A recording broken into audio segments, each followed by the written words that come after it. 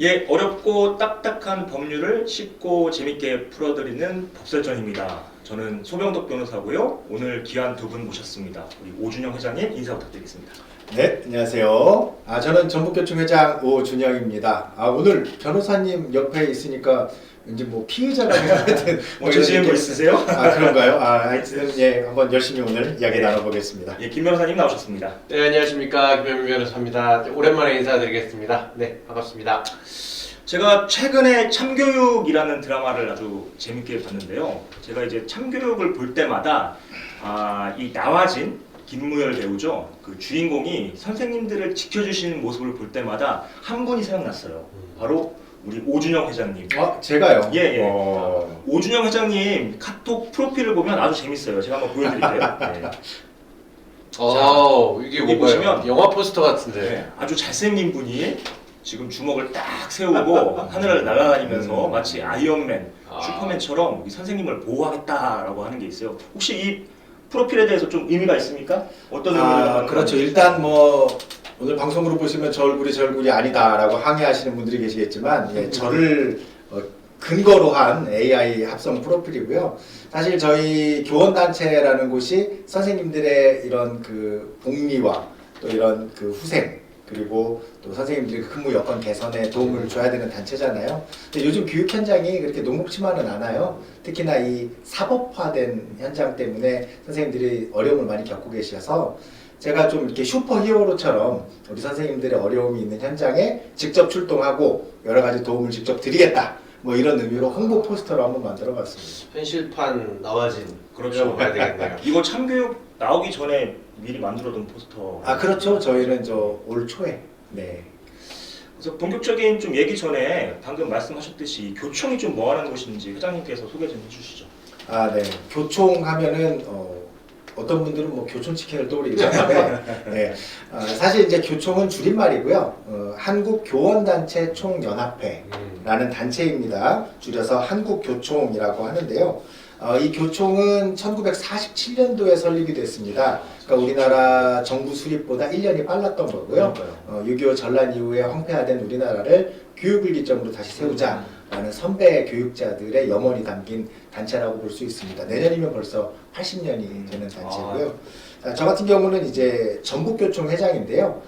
무슨 이렇게 지부 개념은 아니고요. 저희는 독립사단법인입니다. 그러니까 한국교총과 17개 시도의 시도교총이 각자의 법인으로 운영되는 이런 독립법인 형식이고요. 저는 이제 전북교총에서 회장을 맡고 선생님들의 목소리를 듣고 정책에 대변하고 선생님들에게 도움을 드리는 그런 역할을 하고 있습니다. 그래서 참교육 드라마 관련해서 가장 일선에서 현장의 목소리를 듣고 계셨기 때문에 오늘 이 자리에 모셨습니다. 오늘 좀 유익하고 또 저희한테 도움이 될 만한 말씀 많이 부탁드리겠습니다. 좀 도움이 됐으면 좋겠네요. 예. 네. 이 참교육이라는 이 드라마가 공개 3일 만에 지금 넷플릭스 비영어권 TV쇼에서 1위였어요. 그리고 또 이 화려한 액션 때문은 아니겠지만 아마 그 각자 나라에 처해진 교육 환경도 우리와 다르지 않았기 때문에 아마 많은 사람들이 좀 카타르시스를 느꼈을 것으로 보여요. 그 드라마에서 나왔던 그 내용들이 실제로 일어난 내용들을 근거로 한 건가요? 그렇다고 볼 수 있죠. 대부분의 그 드라마가 이 현실 고증을 굉장히 잘했다. 작가님이 여러 단체와 여러 변호사님들께 자문을 많이 구했다는 그런 좀 느낌이 들었고요. 사실 뭐 비영어권 국가에서 1위를 한 이유도 그 일본 같은 경우도 한 15년 전부터 몬스터 페어런츠 아주 그냥 극성인 학부모들의 문제로 굉장히 몸살을 앓고 그로 인해서 목숨을 스스로 생을 마감한 선생님들 사건으로 나라가 떠들썩한 적이 있었거든요. 그래서 아마 전 세계적으로 교육에 대한 위기가 비슷하지 않나 이런 생각을 들어요. 일본에서도 이 드라마를 보면서 너무나 통쾌했다. 진짜 이런 게 있었으면 좋겠다라고 할 정도로 다 같은 심정인 것 같아요. 그런 마음인가 봐요. 그 드라마에 나오는 내용들 보면은 좀 과장 아니냐, 실제로 이런 일이 존재할 수 있느냐라고 하는데 현실에서는 어떤가요? 사실 이제 실제로 있었던 일을 기반으로 만들기도 했지만 제가 봤을 때는 방송이라 수위를 좀 낮춘 게 아닌가. 오히려? 지금 사실 학교 현장은 더합니다. 더해요. 뭐 보통 어떤 내용들이 있을까요? 그러니까 우리가 이제 드라마에서 있었던 장면에서 한번 떠올려 보자면요. 그 애 틀린 답안지에 비금 치지 마세요 맞아요. 있잖아요. 자존감 떨어지니까 그렇죠. 비금 치지 마세요. 저도 실제로 받아봤고 아. 의외로 이런 받은 선생님들 많으실 거예요. 한번 물어보고 싶어요. 비금 말고 뭐 해야 돼요? 어떻게 해야 돼? 그럼 X를 쳐야 되나? X는 더 안 되나? 또 빨간 펜 쓰지 마세요 이런 것도 있었어요. 옛날에는 빨간 펜 선생님이 이 빨간 펜은 좀 이렇게 자극적이다. 네. 뭐 좀 그 위협감이 든다 해서 뭐 이런 이야기도 있었고요. 어떻게 해야 돼? 실제로 그런 일들이 있죠. 또 그 드라마 5화에 나왔을 거예요. 우리 애 오화가 제일 아빠가 유명해. 우리 애 아빠가 화가 많이 났어요. 애 아빠 화났는데 어떡하래요? 대부분 선생님들 반응이 그래요. 근데 어쩌라고요? 속으로? 실제로 그런 또 위험한 아마 한두 번씩은 나 또는 내 주변 동료 선생님들이 들었을 거예요. 그러니까 애 아빠가 화났다 이게 무슨 의미야 대체? 제가 봤을 때는 이제 본인이 이런 민원을 제기를 하지만 애 아빠가 화났다라는 거는 더 크게 문제가 제기가 될 수 있다. 이 일을 더 키울 수 있다라는 약간의 반협박이 아닐까 싶습니다. 아빠가 뭐 폭력도 사용할 수 있다 뭐 이런 식인가? 그러니까 나도 이러고 있지만 우리 아빠 오면 진짜 큰일 나. 애 아빠 오면 근데 진짜. 선생님들 사이에서 가장 두려운 건 사실상 무고성 아동학대 신고거든요. 우리 애 아빠가 화가 나면 이제 행정적 절차도 불사하겠다라는 협박으로 들릴 수 있어요. 나는 지금 말로만 하지만 그렇죠. 그러니까 참 어려운 일이고 또 제가 그 TV 드라마에서 재밌게 본 장면이 수업 중에 SNS로 라이브 방송을 하면서 또 거기서 뭐 선생님도 찍고 그런 장면이 있더라고요. 실제로 그런 게 벌어지나요? 글쎄요, 이제 올해 우리가 이제 그 법이 개정되면서 학교에서 스마트폰, 수업 시간에 스마트폰 사용 금지가 가능하게 됐어요. 그럼 학교에서 학교 규칙을 근거로 스마트폰 사용을 제한할 수는 있는데, 아이들이 뭐 우습게 피해가더라고요. 공격이 하나 되고, 내 폰은 내가 가지고 있는 뭐 이런 사례들도 많이 지금 들어오고 있고요. 또 그 딥페이크라고 하죠. 선생님의 사진을 다른 사람하고 합성을 해서 올렸던. 그래서 언제부턴가 선생님들이 카카오톡 프로필 뭐 이런데 SNS 프로필에 본인 사진을 못 올려요. 도용될 가능성이 너무 높기 때문에. 합성을 해버리니까. 그렇죠.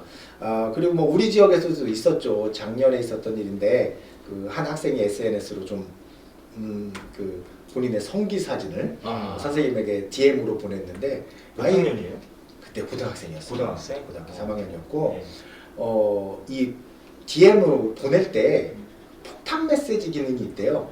그건 뭐예요? 보내면 잠시 후에 사라진대요. 우리 어렸을 때 왜 이 메시지는 몇 초 후에 폭파된다 이런 거 있잖아요. 네. 그런 폭탄 메시지처럼 가면 없어지는데 그 메시지가 가 있는 동안에 캡처가 안 된답니다. 그러니까 증거 수집이 안 돼요. 의도적이었네. 그렇죠.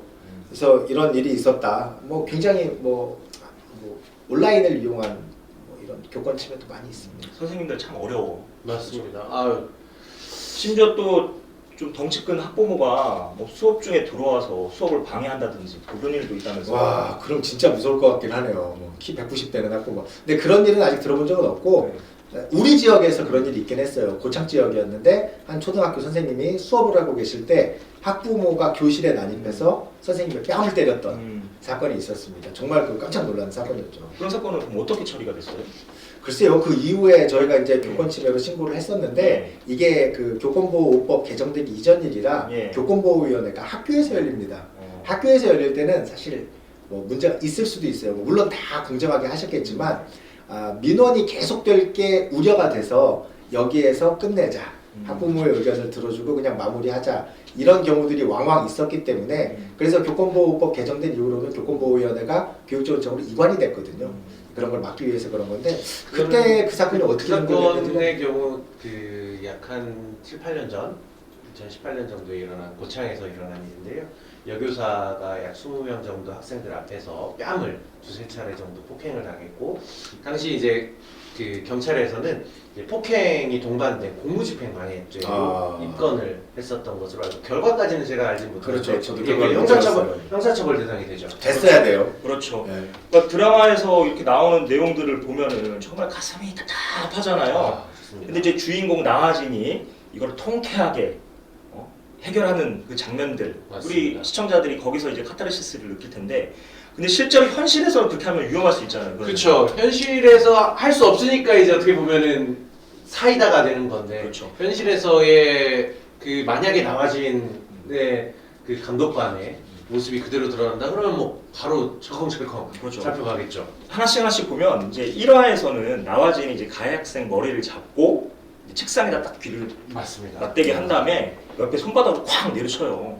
시청자는 너무 화마하지. 아 진짜. 근데 이거 어떤가요, 이거는? 이거는 우선 직접적 물리적 접촉이 없었더라고 하더라도 유형력의 행사로서 폭행죄에 해당할 수 있고요. 그리고 만약에 고막이 실제로 다쳤다고 하면 상해죄까지 의율될 수 있습니다. 그렇죠. 또 미성년자라서 또 아동복지법 위반 혐의까지도 적용해 볼 수도 있겠네요. 야, 그래요. 막상 그 드라마를 보시는 분들은 속이 좀 시원했을 장면이었을 텐데 말이죠. 실제로 그렇게 가면 이제 구속될 수도 있다. 오히려 범죄자가 될 수도 있다. 그 친구한테는 실제로 휘발유를 뿌리고 불까지 질렀었죠. 맞네요. 뒤에서. 그리고 이제 방화죄에 방화죄까지 들어가네요. 잘못하면 살인미수까지 갈 수도 있습니다. 아, 진짜 그럴 수 있죠. 또 이제 두 번째로 이제 거기 봉근대 사무관이 나오잖아요. 네네. 아마 카이스트 나와서 컴퓨터 뭐 해킹 뭐 음. 전문으로 알고 있는데 그 봉근대가 뭐 뒷주사도 하고 맞아요. 심지어 뭐 이 가해 학생의 SNS 들어가서 SNS 삭제도 하고 예, 뭐 이런 아이디 부분 도용도 했어요. 예 현실에서 가능한가요? 아니죠. 절대 그거는 불가능하고요. 이제 개인 정보에 대해서 해킹 등을 통해서 그 삭제를 한다거나 그걸 뽑아내는 일들은 정보통신망법 현행법 위반이 될 수도 있고요. 그 취득하게 된 개인 정보를 또 함부로 사용하게 되면 개인정보보호법 위반이 될 수 있습니다. 그러니까요. 이 가해자의 범죄를 잡겠다라고 해서 뭐 해킹을 통해서 모은 증거 사실상 이 법률에서 사용할 수가 없잖아요. 그건 또 위법 수집 증거라고 해가지고요. 아무리 나쁜 죄를 저질렀다고 해도 그 죄의 증거가 되는 것이 위법하게 수집됐을 때는 유죄의 증거로 사용할 수 없죠. 그러니까 사실 이 범죄를 잡고자 했던 이런 노력들이 오히려 범죄가 될 수가 있고 맞습니다. 또 증거로 사용될 수도 없고. 아 그러면 그 주호민 작가 그 특수교사 기소 사건에서 그 수업 시간에 녹음된 내용이 증거로 사용될 수 없어서 그때 선생님께서 무효죄가 됐던 건가요? 그렇죠. 아, 예. 그렇구나. 예, 그거는 이제 당사자 사이에서의 대화를 녹음한 것은 증거로 사용할 수가 있는데 당사자가 아닌 수업 시간에 제삼자가 녹음한 거기 아이가. 때문에 예, 아, 할 수가 없었다. 그래서 이제 녹음기를 아이들 가방에 넣어놓는다거나 이런 식으로 해서 타인의 대화를 소위 도청한다고 하죠. 아. 즉 통신비밀보호법 위반에 해당하기 때문에 그래서 좀 알려드리고 싶어요. 한때 선생님들 사이에서 이 녹음 방해 전파기가 유행일 때가 있었어요. 오. 이게 팔더라고요. 선생님들 몰에서 이걸 가지고 가면 몇 미터 반경에 있는 녹음기가 무효화가 된다는 거예요. 아, 기술적으로 가능해요, 그게? 뭐 그런 걸 팔길래 선생님들이 수출하니까 어. 사서 갖고 다니시는 분들도 많고 또 그런 앱이 있어요. 아이들의 그런 그 앱을 제어하고요. 또 아이가 위급 상황에 있을 때 버튼을 누르면 그 주변 소리가 들리는 이런 앱이 있더라고요. 실제로 이 앱이 언제 작동을 했냐면요. 우리 대전에서 왜 명재환 교사가 초등학교 1학년 학생을 무참히 살해한 사건이 있었는데요. 네. 그때 당시에 이 아이가 학교 내에 있었는데 아이는 위치를 못 찾아가지고 한참 돌아다닐 때 그 앱의 기능으로 소리를 듣고 우당탕탕 소리라든지 이런 것들로 시청각실이 있다는 걸 찾았다고 하는데요. 이 앱이 악용이 되고 있더라고요. 버튼을 누르면 선생님 수업이 녹음이 되는 거예요. 아. 그래서 우리 전북에서도 이런 저한테 민원이 있었어요. 학부모님한테 전화가 왔는데요. 선생님 직접 만나뵈니까 목소리가 훨씬 더 좋으세요. 어떻게 알고? 너무 깜짝 놀랐다고. 근데 그러니까. 이게 위법하다는 거를 좀 학부모님도 아셨으면 좋겠네요. 그렇죠. 예. 그리고 또 우리 인기 있었던 장면 중에 그 남의 차를 훔쳐서 이제 납품 운전을 하는 경우가 종종 있잖아요. 아, 축구 그렇죠. 소년들 네, 우리 또 운전들이 다룬 적이 있습니다. 있었던 그 나와진이 똑같이 이제 차에 태워서 폭주를 해서 혼쭐을 내요. 맞아요. 그러니까 이게 맞습니다. 이에는 이, 눈에는 눈, 당한 대로 돌려준다라는 이 참교육의 법칙인데 이 부분은 어떤가요? 또? 그건 우선 차량이라는 것도 하나의 공간이잖아요. 문이 있고 근데 거기에 아이들을 태우고 운전해서 막 간다. 우선 감금죄가 성립됐었죠. 그리고 감금죄에다가 아이들에게 있어서는 특수협박까지도 적용될 수 있어요.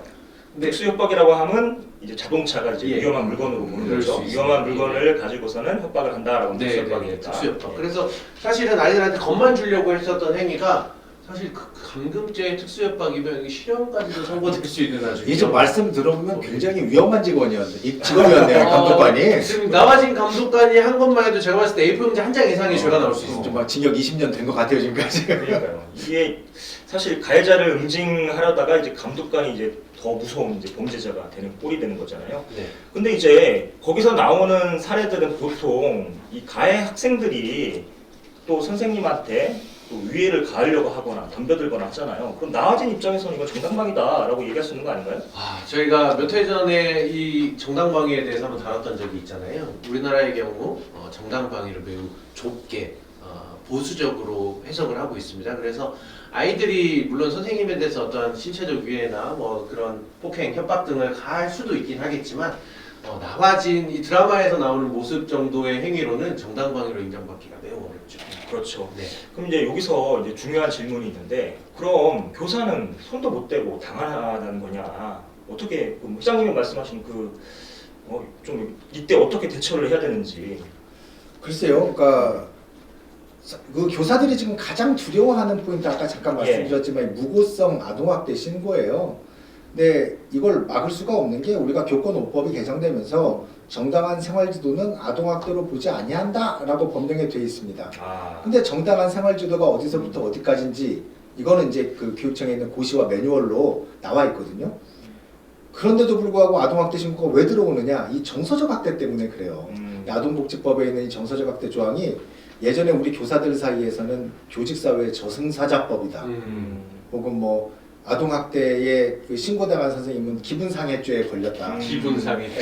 예, 뭐 이 정도 얘기가 나올 정도로 되게 무서운 법이고요. 그러니까 가해 학생을 적절하게 지도하기 위해서 선생님이 거기에 또 참여하거나 제지하려고 하면 아동학대죄로 또 신고를 당할 수 있다는 거잖아요. 그렇죠. 이제 뭐 가해 학생이라는 표현은 저희는 잘 안 써요. 왜냐하면 아이들은 어차피 교정돼가면서 커나가기 때문에 역시 선생님. 그냥 뭐 학폭에 연루됐다고 하더라도 가해 추정 정도로 쓰지만 그런 말도 사실 잘 쓰지 않습니다만 어쨌든 이제 선생님들이 아동학대 신고를 한번 당하게 되면요 조사기간이 깁니다. 우리가 수사기관 조사만 받는 게 아니에요. 지자체에서도 학대 사례인지 판단을 해야 되고요. 또 교육청에서는 교육감 의견서를 써야 되기 때문에 사안 조사를 해야 되고요. 이 조사 기간이 막 3개월에서 길면 몇 년까지 가다 보니까 무혐의가 나온다고 하더라도 무상처는 아니잖아요.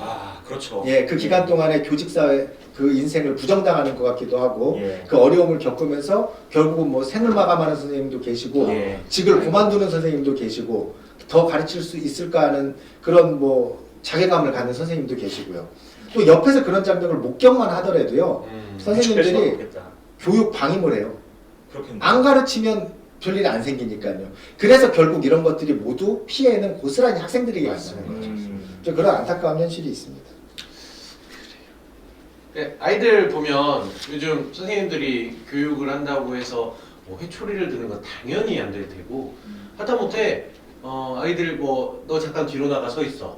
아동학대 신고됐습니다. 복도에 나가 서 있어. 이런 것도 안 되는. 그게 그나마 가능한 건 교장 선생님은 그 정도의 훈육이 가능하다고 해요. 그러니까 선생님이 아이를 가르치다가 말을 안 들어. 그럼 교장 선생님한테 전화를 해요. 선생님 여기 한 학생이 말을 안 듣습니다. 교장 선생님이 와요. 너 나가 있어. 글쎄요. 교장 선생님도 예외는 아닐 것 같아요. 아니, 이게 말이 되냐 이거예요. 저는 갑자기 이제 궁금한 게 그럼 수업 도중에 막 떠들거나 방해하는 친구들 더러 있잖아요. 그럼 그런 애들은 어떻게 우리가 제지를 할 수가 그래서 있어요? 제재할 수 있는 수단이 없다는 게 문제예요. 없어요? 예, 그만큼 학교 교육이 힘들어졌습니다. 제가 들은 예가 하나 있는데요. 들은 게 아니고 제가 경험했던 건데 칠판에 떠든 아이 소병덕. 아동학대예요. 네. 그것도 아동학대로 신고. 학생 인권 침해로 판정된 사례가 있죠. 그래서 제가 그 사건을 실제 상담까지 하고 했었는데 칠판에 떠든 아이하고 소병덕 이름 석자를 쓰는 행위는 하시면 안 됩니다. 이게 아동학대는 아니고요. 아동학대로 신고당할 수 있는 행위고. 신고당할 수 있는 행위다. 근데 이게 학생 인권 침해로 판정된 사례가 있는 거예요. 네. 그러면 할 수가 없지 사실 선생님은 위축돼서. 그렇죠. 그러니까 뭐 회초리 아까 말씀드렸듯이 회초리는 당연히 안 될 뿐더러 할 수 있는 게 없어요. 그러면 어떻게 뭐 좀 벌점 같은 것들이 있어가지고 상벌점 제도도 없어진 지가 10년이 넘었죠. 네. 그래요? 네, 그렇죠. 왜냐면 상점을 못 받은 아이는 자괴감이 들잖아요. 그러니까 이 아동학대 신고 때문에 진짜 선생님은 방임을 할 수밖에 없네. 누가 떠들어도 제지도 못하고 그렇죠. 누구 뭐 싸운다고 하면 어떻게 해야 돼요? 싸울 때 학생들끼리 싸울 수 있잖아요. 싸울 때요? 네. 말려야죠. 그러니까 말려야 되죠. 손 안 대고. 하지마. 하지만 멈춰. 정도만 멈춰. 그만. 진짜 어려운 부분이다. 무조건 우리 아이 편을 들어주셔야 합니다. 아니 우리 아이 편이라면 상대방도 아이도 있을 거 아니야. 뭐 그래도 어떻게 저희 해야 아이 돼? 편을 들어주셔야 합니다. 근데 이게 오해하실까봐 드리는 말씀인데요. 지금 학교 다니는 학생들 95%, 98%다 착해요. 말 잘 그렇죠. 들어요. 예, 그렇겠죠. 선생님이 하지 말라고 그러면 안 해요. 위험하다 그러면 안 합니다. 근데 그 극소수 1, 2%의 아이들 그리고 1, 2%의 학부모들이 사실 이 선량한 학생들이 학습권을 침해하고 있다는 그 말씀이 중요한 것 같아요. 그렇죠. 그러니까 이제 우리가 드라마를 보면서 우리 선생님들이 진짜로 감동한 장면이 따로 있다는 거예요. 그 주인공의 그런 화려한 또 이 참교육 보복이 아니라 그때 교육부 장관으로 그 역할을 하신 분이 아마 이성민 배우가 아마 극중 대사가 있을 거예요. 제가 여러분들을 지켜드리겠습니다. 딱 그 한마디가 우리 선생님의 마음에 딱 울림이 컸나 봐. 멘트가 그게 근데 사실 그때 좀 뭔가 교차되는 시점이 있었는데요. 현 우리나라 추계진 교육부 장관이 그 타운홀 미팅에서 그 대통령님께 현 상황 보고를 제대로 못했어요. 예. 그냥 네 그렇습니다. 네 이렇게 대답한 장면이 크로스되면서 더 좀 마음을 와닿았던 것 같아요. 그러니까 우리 드라마 속 교육부 야, 장관과 현실의 교육부 장관이 다르다. 좀 다르다. 그래서 이 드라마가 카타르시스를 주지만 다음날 출근했을 때 현장에 변한 게 없으니까 선생님들은 허탈감도 커요. 이 드라마를 보고. 그렇죠. 이게 근데 이제 또 우리 선생님들을 또 보호하겠다라고 하면 이제 교권이 너무 강해지면 우리 옛날에 또 학생 인권이 침해받듯이 또 그런 경우가 발생하는 거 아니냐라는 또 우려도 있는 것 같던데 어떠신가요? 혹자는 그런 말씀을 하세요. 교권을 강화시키면 옛날처럼 뭐 빠따 드는 거 아니냐, 애들 뭐 오리걸음 시키는 거 아니냐. 그렇지. 이제 그런 시대는 이미 지나갔고요. 사실 교권이 올라가면 학생 인권이 줄어드는 게 아니고요. 교권이 올라가면 의무 없이 권리만 주장하는 학생들에 대한 제재가 가능하게 되고 그렇죠. 그러면 그 권리만 주장하는 학생에 의해서 피해봤던 다른 아이들의 권리가 보장받는다고 생각을 하셔야 돼요. 말씀하셨듯이 98% 그렇죠. 이상의 예. 학생들 그래서 네. 교사의 권리가 바로 세워질 때 모든 아이의 권리가 보호받을 수 있다. 이렇게 좀 생각을 해주셔야 될 것 같아요. 그렇죠. 그래서 이 교권을 좀 강화하고 또 보호하기 위해서 좀 제도적으로 어떤 것들이 필요할까요? 일단은 학교에서 가장 무서운 게 뭐 아동학대 신고다라고도 말씀드렸지만 네. 이거와 더불어서 두 번째로 선생님들을 괴롭히는 게 민원이에요. 근데 정당한 민원은 얼마든지 처리를 해드립니다. 저도 초등학교 1학년 담임할 때 선생님 우리 아이 10시에 약 먹어야 되는데요 라고 오면 시간 맞춰서 약 먹였습니다. 아니 해야죠. 애가 아픈데 뭐 약 못 먹이겠습니까? 물론 이것 갖고도 뭐 과연 뭐 선생이 해야 될 일이냐 하는 이야기들도 나오긴 하는데 근데 이게 이제 반복되거나 우리가 해드리는 선의가 권리인 줄 알고 자꾸 요구를 하시거나 그리고 시간과 공간을 가리지 않고 시도 때도 없이 선생님의 개인 연락처를 통해서 뭐 이런 사적 제재식으로 민원이 들어오게 된다면 그거 저희는 이제 특이 민원이라고 부르고 이걸 교육지원청으로 이관하기 위한 시스템은 마련이 돼 있거든요. 예. 근데 선생님들 입장에서는 이게 좀 판단하기가 어려울 수 있어요. 이게 과연 특이 민원인가 아닌가? 그렇죠. 예. 그래서 이제 이거를 좀 판단해주는 시스템이 요즘에 이제 AI가 좀 발달이 많이 돼 있으니까 그리고 학교로 전화 오는 거 다 녹음이 되거든요. 그러면 이런 것들이 AI가 좀 경고를 주게 하는 그 필터링 시스템 그래서 자동으로 교육청으로 연결이 되고 교육청에서 좀 적극 대응을 해줄 수 있는 시스템이 필요하지 않을까 싶고요. 두 번째로는 그 아까 그 법령의 개정이 좀 시급해요. 정서적 아동학대 조항이 남아있는 한 아동학대 신고는 없어질 수가 없거든요. 그렇죠. 그 기본상했죠. 네, 기분상해죄. 상해죄. 자, 우리 입법부에서 기분상해죄 폐지를 위해서 좀 도움을 주셨으면 좋겠다. 뭐 이런 겁니다. 그렇죠. 그 좀 덧붙이자면 일단 이런 소위 이렇게 특이민원 이 실제로 수사기관에 수사가 되고 최종적 결론이 났을 때 불기소율이 얼마나 되는지 아세요? 약 98% 정도가 기소되지 않고 불기소 처분이 됩니다. 그런 즉슨 100건이 들어오면 그 중에 한두 건을 제외하고는 어떤 혐의가 없거나 실제 그 정도가 심하지 않다라는 거죠. 그렇다라는 건 이거는 상당히 악의적인 어떤 민원일 가능성도 배제하기는 어렵거든요. 이런 것들이 쌓였을 때에 실제 반대로 그럼 무고는 또 성립하는가 했을 때 현실적으로 무고죄가 성립을 대부분 안 하거나 그거에 대해서 소극적인 경우가 많이 있습니다. 이러한 제도적 개선이 좀 필요한데 단순히 그냥 민원을 제기했다 해서 무고가 되는 것이 아니라 반복적이고 악의적인 민원인 것 같은 경우에는 검찰이나 수사기관에서도 이런 무혐의, 불기소 처분을 적극적으로 해줄 필요가 있고 반대로 또 교육 당국에서는 선생님들 그 교권 보호를 위해서 이런 적극적으로 무고죄 고소, 신고, 고발 등을 함으로써 이런 민원이 악의적 민원이 반복되지 않는 것을 선제적으로 막을 수 있는 것들이 필요하고 한편으로는 또 금융치료 뭐 이렇게 말씀드리면 좀 뭐하지만 이러한 교권 침해로까지 인정될 수 있는 건 사실상 정신적 고통이 상당히 수반되는 거거든요. 아까 말씀드렸듯이 스스로 생을 마감하실 정도로까지의 극단적 선택을 할 만큼 정신적 고통을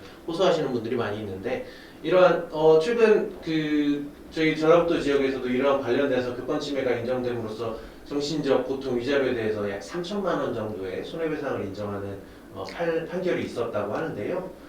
이러한 민사상 손해배상 청구도 적극적으로 할 수 있도록 또 전북교총에서나 또 교권 당국에서 이러한 것들을 선생님 적극 지원해주는 제도가 있었으면 하는 바람입니다. 그 손해배상 3천만 원은 저도 놀라웠어요. 네. 사실 그 선생님의 이제 그 피해로 인한 손해라고 한다면 치료비 상당 그리고 이제 위자료 상당인데 뭐 치료비는 당연히 치료한 만큼 이제 인정이 되는 거지만 위자료는 거의 인정이 안 돼요. 많아봐야 100만 원에서 500만 원 그 정도거든요. 근데 3천만 원이 인정됐다는 것은 사법 당국에서도 이거는 진짜 심각하게 본 거예요. 그렇죠. 예. 이번 판결이 좀 그래서 저희도 의미 있다. 뭐 변호사님들 많이 놀라시더라고요. 몰라요. 네, 어떻게 전액 인용이 될 수 있냐고요. 예. 근데 이제 저는 그런 생각을 해요. 선생님들이 과연 법률적 대응을 할 만한 역량이 충분한가? 사실 평생 뭐 경찰 조사 한번 안 받아보셨을 거예요. 이런 분들이 갑자기 신고를 당하게 되면 무척 당황스럽죠. 그리고 맞습니다. 이제 마음이 무너지죠. 그래서 이겨내야 되려는 의지가 좀 꺾이고는 하는데요. 그래서 제가 슈퍼 히어로 복장 입고 현장에 가는 거 아니겠습니까? 예.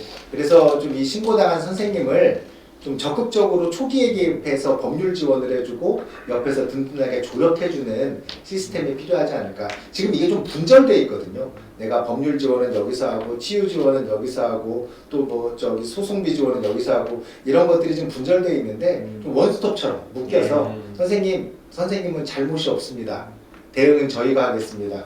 우리 아까 그 장관님 말씀처럼 그렇죠. 예. 이런 시스템이 좀 만들어지면 좋겠다는 바람이 있어요. 네, 드라마는 지금 끝났지만 지금 현실에 이제 참교육을 좀 시작해야 할 때고 우리 오준영 회장님께서 그 현실에 좀 참교육을 위한 제도로서 민원 필터링 시스템 그리고 아동복지법 개정들을 말씀해 주셨습니다. 저희한테 오늘 큰 가르침을 주셔서 예. 선생님 감사합니다. 마지막으로 어떻게 오늘 재밌게 좀 잘 유익하게 말씀하셨나요? 아니면 더 덧붙일 말씀 있으면 한번. 네, 마무리 멘트 한번 예. 그래도 하고 또 인사를 드려야죠. 자, 저는 현장에서 20년 넘게 아이들을 가르치고 있는 현장 교사입니다. 현장 교사로서 한 말씀 드리자면요, 우리 참교육 드라마는요, 순한 맛이었습니다. 현장은 더 슬프고 암울하고 힘든 일들이 많이 있습니다. 그런데 확실한 건요, 우리 선생님들이 흔들리지 않고 가르칠 수 있는 환경이 됐을 때 우리 아이들의 인권도, 우리 아이들의 학습도 지켜지는 것 같습니다. 그래서 저는 앞으로도 우리 선생님들의 히어로로 사는 것을 부끄러워하지 않고 우리 교육을 위해서, 우리 사회를 위해서 필요한 일이라고 열심히 히어로로 살겠습니다. 화이팅!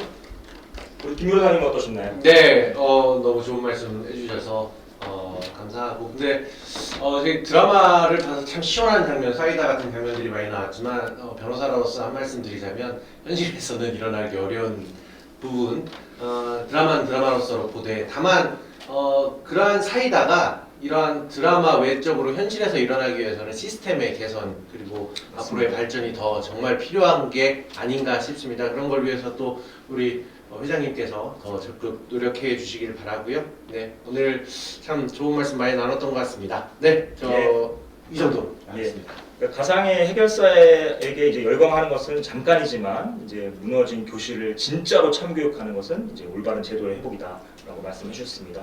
오늘 내용이 도움이 됐고 유익하셨다면 구독, 좋아요 꼭 눌러주시고요. 그리고 이 내용을 우리 주변에 있는 선생님들한테 많이 전파해 주시면 또 힘이 될 것 같아요. 네, 그렇죠. 아주 사소한 참교육의 시작일 것 같습니다. 예, 지금까지 법설전이었습니다. 감사합니다. 감사합니다.